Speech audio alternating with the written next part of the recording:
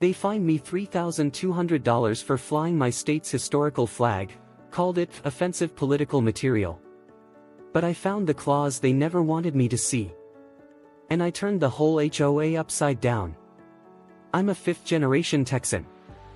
My granddad flew the 1824 Texas flag since I was a kid, green, white, and red stripes with 1824 in the middle. It's not some random banner, it was flown during the Texas Revolution. It's on public monuments, even in our local museum. When I bought my house in Ironwood Glen, a gated community with 2 golf courses and a painfully peppy HOA board, I proudly raised that flag on a pole beside my front porch. Didn't think twice. Until the letter came. It was thin, printed in Comic Sans, and smelled faintly of printer toner. You are in violation of HOA Covenant 14B, display of unauthorized political or controversial signage. A $400 fine will be levied weekly until removed. I laughed at first. Then I saw they'd already charged me. I called the HOA office. Hey, I think this is a misunderstanding. That's the historical Texas flag, not a political statement. The woman on the line didn't miss a beat. It's been deemed offensive by the board. Offensive? By whom? Some residents felt unsafe. That was it. No names. No context. Just a vague accusation. But here's the thing, I know a bluff when I hear one. I work in civil litigation. I've seen corporations crumble from a bad paper trail. So I started digging. Next day, I drove by my neighbor Hank's house, Vietnam vet, ex-cop, and every 4th of July, he flies the Gadsden flag and plays Toby Keith till midnight. No citations. No fines. I asked him, casually. Hey, Hank, HOA ever bother you about that flag? He squinted, real slow. Nope. Why? I told him about my fine. He leaned in. That's some bull. You should come to next week's HOA board meeting. That's when I learned about the meetings behind the meetings. The agenda was a snooze fest, landscaping contracts, mailbox vandalism, pool hours. But around 7:45 p.m., I noticed board president Marcia Dunn give a little nod to her VP, a guy named Leonard with an unnaturally smooth forehead. Suddenly, they motioned for an executive session. No one objected. Everyone else was ushered out. Except 5 people. 5 certain people. That's when it clicked. This wasn't about a flag. This was about control. Knowledge nugget number 1, under many state statutes, HOA boards are legally required to disclose all official meeting minutes, even from executive sessions, if requested in writing by a homeowner. So I did. And what I found? That was the fuse. 2 weeks later, I got the redacted minutes. But the redactions were sloppy. They used a Sharpie over a printed email chain, and under a bright light, I could just make out. Unofficial flag list sent by MD. Get compliance to crack down first. Test run with LN's address. LN was me. They were testing policy enforcement on me, to see if they could push a controversial internal rule through. And Marcia Dunn. She wasn't just HOA president. She was also head of zoning advocacy for the county planning board. Puppet strings. Pulled tight. Then came the next level of escalation.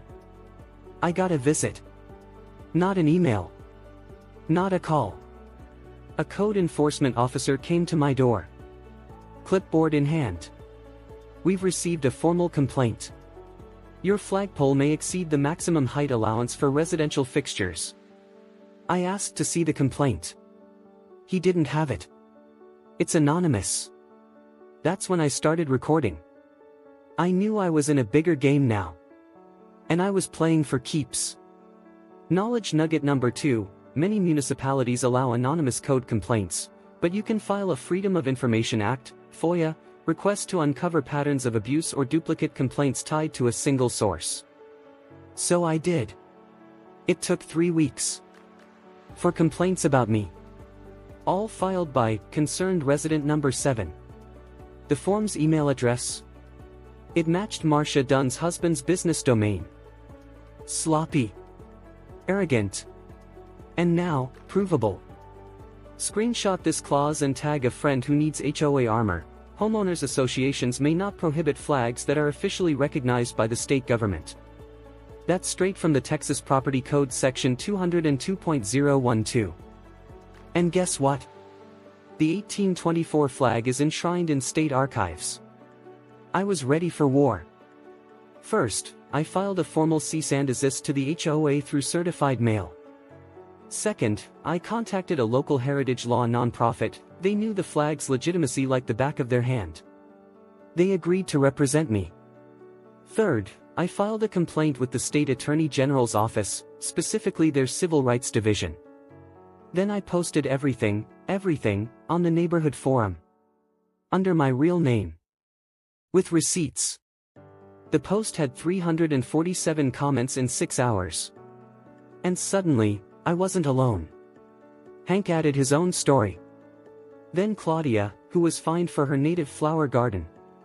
Then Omar, who was forced to paint over his mural of MLK Jr. because it disrupted the visual flow. Patterns. Documented. Broadcast. The next HOA meeting was packed. They brought security. Residents waved printouts of the Texas Historical Commission website. I brought a 3-ring binder and set it on the podium. This binder contains 16 confirmed instances of selective enforcement. 11 of them contradict state law. I'll be forwarding this to the state AG, county zoning board, and local press. Marcia's voice was calm. Too calm. We're simply trying to maintain neighborhood standards. Then she smirked. And I knew she had one more card to play. Next morning, I got a visit from 2 county inspectors. Environmental code. We're responding to a possible hazardous runoff from your backyard. I almost laughed. But then I saw the form. Filed anonymously. Again. But they weren't here for show, they walked straight past me to the side gate. Only. They stopped. Because I had installed a French drain system with full permits. Clean, up to code, even county inspected 6 months prior. I handed them a copy of the signed-off permit. They both nodded. We're done here. Sorry for the trouble. Knowledge nugget number 3, any modification to your home that's permitted and approved by local authorities supersedes HOA objections unless explicitly banned in the original CC and RS. That was the moment I knew I had them in checkmate. In the weeks that followed, Marcia Dunn was removed from both the HOA board and the county zoning committee. The county issued a statement confirming the flag was historical and protected. I got a formal apology from the board. But I didn't stop there. We formed a residents' advocacy group, Ironwood Citizens for Transparency.